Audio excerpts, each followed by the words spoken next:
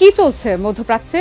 যুক্তরাষ্ট্র ও ইসরায়েলের টানা সামরিক হামলার মধ্যেও ইরান আত্মসমর্পণের কোনো ইঙ্গিত দিচ্ছে না, বরং সংঘাত যত দীর্ঘ হচ্ছে ততই প্রশ্ন উঠছে, এই যুদ্ধ কি আসলেই বিশ্বমোড়ল যুক্তরাষ্ট্রের পরিকল্পনা অনুযায়ী এগোচ্ছে, নাকি পরিস্থিতি ধীরে ধীরে যুক্তরাষ্ট্রের জন্য জটিল হয়ে উঠছে? তবে কি ইরান এই যুদ্ধে বিজয়ের খুব কাছেই পৌঁছে গেছে? চলুন মধ্যপ্রাচ্যের চলমান সংঘাতের আদ্যোপান্ত জানার চেষ্টা করি এবারের ইনসাইড স্টোরিতে। সাথে আছি আমি আফ্রিদা ইফরাত।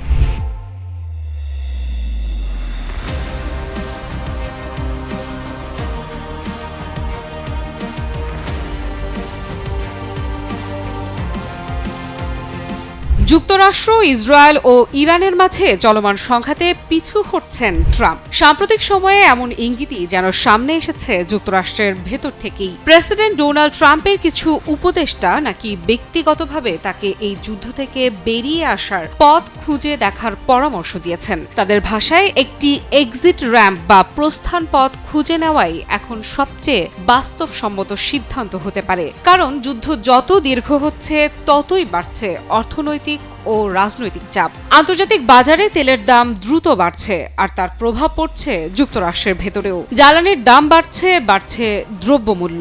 ফলে এই যুদ্ধ দীর্ঘায়িত হলে তা ট্রাম্প প্রশাসনের জন্য রাজনৈতিকভাবে বড় ঝুঁকি হয়ে দাঁড়াতে পারে বলে আশঙ্কা করা হচ্ছে। যদিও সম্প্রতি ফ্লোরিডায় সাংবাদিকদের সঙ্গে কথা বলার সময় প্রেসিডেন্ট ট্রাম্প অবশ্য ভিন্ন চিত্র তুলে ধরেন। তিনি দাবি করেন, সামরিক অভিযানের অধিকাংশ লক্ষ্য ইতোমধ্যে অর্জিত হয়েছে। তার ভাষায়, আমরা নির্ধারিত সময়ের অনেক আগেই এগিয়ে আছি। ট্রাম্প আরও বলেন, তার বিশ্বাস এই যুদ্ধ খুব শিগগিরই শেষ হয়ে যেতে পারে, তবে যুদ্ধের সমাপ্তির জন্য তিনি কোনো নির্দিষ্ট সময়সীমা উল্লেখ করেননি। একই সঙ্গে তার বক্তব্যে আরেকটি গুরুত্বপূর্ণ ইঙ্গিতও পাওয়া গেছে।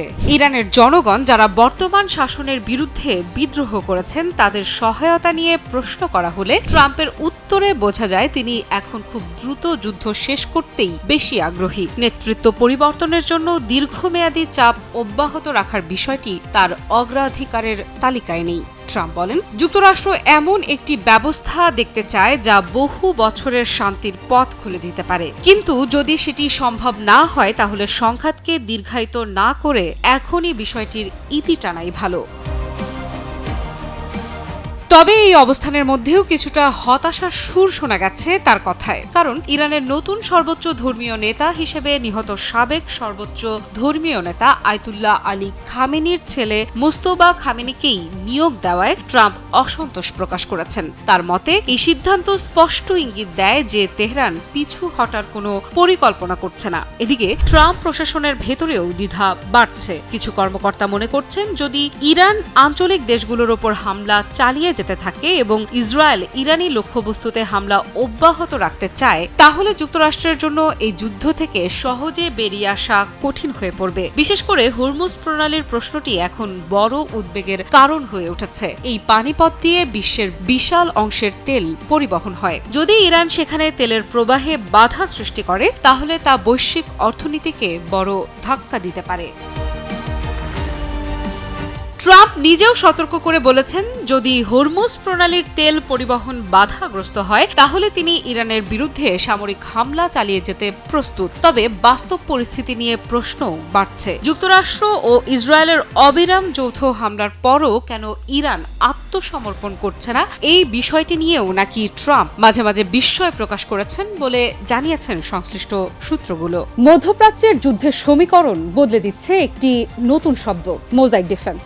মার্কিন যুক্তরাষ্ট্র ও ইসরায়েলের মতো শক্তিশালী সামরিক জোটের সামনে টিকে থাকার পেছনে কি এই কৌশলই ইরানের সবচেয়ে বড় শক্তি? কি এই মোজাইক ডিফেন্স যা কাঁপিয়ে দিচ্ছে যুক্তরাষ্ট্র, ইসরায়েলের মতো শক্তিশালী প্রতিপক্ষকে? ইরানের সামরিক কৌশলে মোজাইক ডিফেন্স মূলত একটি বিকেন্দ্রীকৃত প্রতিরক্ষা ব্যবস্থা। এর মূল দর্শন খুবই স্পষ্ট। যুদ্ধের সময় একটি কেন্দ্রীয় কমান্ড ধ্বংস হয়ে গেলেও যেন পুরো প্রতিরক্ষা ব্যবস্থা ভেঙে না পড়ে। এই কৌশলে ইরানের সামরিক কাঠামোকে অনেকগুলো ছোট ছোট আঞ্চলিক কমান্ডে ভাগ করা হয়েছে। আইআরজিসি, নিয়মিত সেনাবাহিনী 38, বাসিস মিলিশিয়া, ক্ষেপণাস্ত্র ইউনিট, নৌবাহিনী এবং স্থানীয় প্রতিরক্ষা ইউনিট সবাই এক ধরনের ছড়ানো নেটওয়ার্কের অংশ। ফলে কোনো একটি অংশ ধ্বংস হলেও অন্য অংশগুলো যুদ্ধ চালিয়ে যেতে পারে। অর্থাৎ যুদ্ধের সময় যদি শীর্ষ নেতৃত্ব বা প্রধান সামরিক ঘাঁটি আঘাতের মুখে পড়ে, তবুও পুরো ব্যবস্থাটি একসঙ্গে ভেঙে পড়বে না। যোগাযোগ বিচ্ছিন্ন হলেও স্থানীয় কমান্ডাররা নিজ নিজ এলাকায় সিদ্ধান্ত নিয়ে যুদ্ধ চালিয়ে যেতে পারেন। অনেক সময় সামরিক বিশ্লেষক এটিকে ডিসেন্ট্রালাইজড ওয়ারফেয়ার বা বিকেন্দ্রীকৃত যুদ্ধ কৌশলের একটি গুরুত্বপূর্ণ উদাহরণ বলেও উল্লেখ করেন। কিন্তু প্রশ্ন হচ্ছে, কেন এই কৌশল বেছে নিল ইরান? এর উত্তর খুঁজতে হলে ফিরে যেতে হবে 2 দশক আগে। 2001 সালে আফগানিস্তানে এবং 2003 সালে ইরাকে মার্কিন আগ্রাসন মধ্যপ্রাচ্যের কৌশলগত বাস্তবতা পুরোপুরি বদলে দেয়। বিশেষ করে সাদ্দাম হোসেনের শাসন ব্যবস্থা খুব দ্রুত ধসে পড়া ইরানের জন্য ছিল বড় সতর্কবার্তা। তেহরান বুঝতে পারে অত্যন্ত কেন্দ্রীভূত রাষ্ট্র ও সামরিক কাঠামো শক্তিশালী শত্রু বাহিনীর সামনে দ্রুত ভেঙে পড়তে পারে। তাই তারা ঠিক উল্টো পথে হাঁটে, ক্ষমতাকে একটি কেন্দ্রের হাতে না রেখে ছড়িয়ে দেয় পুরো দেশে। এই কৌশলের আরেকটি বড় লক্ষ্য যুদ্ধকে দীর্ঘমেয়াদী করে তোলা। দ্রুত সিদ্ধান্তমূলক যুদ্ধের বদলে শত্রুকে ধীরে ধীরে ক্ষয় করার পরিকল্পনা করা হয়েছে এতে। কারণ যুক্তরাষ্ট্র বা ইসরায়েলের মতো শক্তিশালী বাহিনী দ্রুত ফলাফল চাইবে, কিন্তু যুদ্ধ দীর্ঘায়িত হলে তাদের জন্যই পরিস্থিতি জটিল হয়ে উঠতে পারে। মধ্যপ্রাচ্যে যুদ্ধের উত্তাপ যতই বাড়ছে, ততই যেন দিশেহারা হয়ে পড়ছে মার্কিন যুক্তরাষ্ট্র ও দখলদার ইসরায়েল। ইরানের মোজাইক ডিফেন্স কৌশলে ইতোমধ্যেই পিছু হটার হিসেব ওয়াশিংটন। বলাই বাহুল্য, অভিভাবক রাষ্ট্রের এই দশায় হৃদয় কাঁপছে তেল আবিবেরও। সূত্র বলছে, ইসরায়েলও ধীরে ধীরে এই যুদ্ধ থেকে বেরিয়ে যাওয়ার পথ খুঁজছে। ইরানের বিরুদ্ধে চলমান হামলার মধ্যে ইসরায়েলের কিছু ঊর্ধ্বতন কর্মকর্তা এখন যুদ্ধের ভবিষ্যৎ নিয়ে উদ্বেগ প্রকাশ করেছেন। তাদের মতে, এই সংঘাত যদি দ্রুত থামানো না যায়, তবে তা শুধু মধ্যপ্রাচ্য নয়, বরং পুরো বিশ্বের অর্থনীতির জন্য বড় ঝুঁকি হয়ে উঠতে পারে। ওয়াশিংটন পোস্টকে দেয়া এক সাক্ষাৎকারে নাম প্রকাশে অনিচ্ছুক এক জ্যেষ্ঠ ইসরায়েলি কর্মকর্তা জানান, যুদ্ধের সমাপ্তি নিয়ে এখনো প্রাথমিক পর্যায়ে আলোচনা চলছে। হামলা থামানো হবে নাকি আরো বাড়ানো হবে, এই বড় সিদ্ধান্তটি অনেকটাই নির্ভর করছে মার্কিন প্রেসিডেন্ট ডোনাল্ড ট্রাম্পের ওপর। তবে তিনি এখনো সম্পূর্ণ জয় ছাড়া অন্য কোনো বিকল্পে আগ্রহী নন। ট্রাম্পের অবস্থানও সময়ে সময়ে বদলাতে দেখা যাচ্ছে। শুরুতে তিনি ইরানের সরকারের কিছু নমনীয় সদস্যের সঙ্গে আলোচনার সম্ভাবনার কথা বলেছিলেন, কিন্তু পরে তিনি সরাসরি নিঃশর্ত আত্মসমর্পণের দাবি তোলেন। তার যুক্তি, যাদের সঙ্গে আলোচনার কথা ভাবা হচ্ছিল তারা এখন আর বেঁচে নেই। ইসরায়েলের প্রধানমন্ত্রী বেনিয়ামিন নেতানিয়াহু একই ধরনের কঠোর অবস্থানে আছেন। তিনি বলেছেন, এখন মোমেন্ট অফ ট্রুথ, অর্থাৎ এমন এক সময় যখন সিদ্ধান্তমূলক পদক্ষেপ নেওয়া ছাড়া আর কোনো পথ নেই। কিন্তু যুদ্ধের বাস্তবতা যেন ভিন্ন কিছু বলছে। ইসরায়েলের ভেতরেই এখন প্রশ্ন উঠছে, এই যুদ্ধ কতদিন চলবে আর এর মূল্য কত? কারণ যুদ্ধের খরচ দ্রুত বাড়ছে। উপসাগরীয় অঞ্চলে ইরানের ক্ষেপণাস্ত্র হামলা অব্যাহত রয়েছে। তেলের বাজার অস্থির হয়ে উঠছে, জ্বালানির দাম বাড়ছে, আর এর প্রভাব পড়ছে বৈশ্বিক অর্থনীতিতেও।